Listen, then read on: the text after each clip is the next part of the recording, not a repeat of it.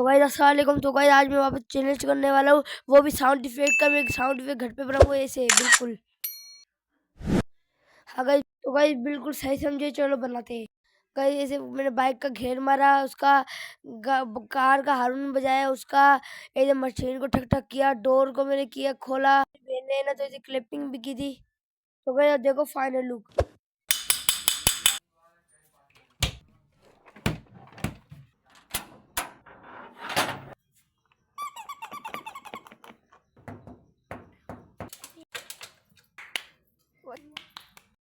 तो गाइस आज का लेयर कंप्लीट, चलो बाय।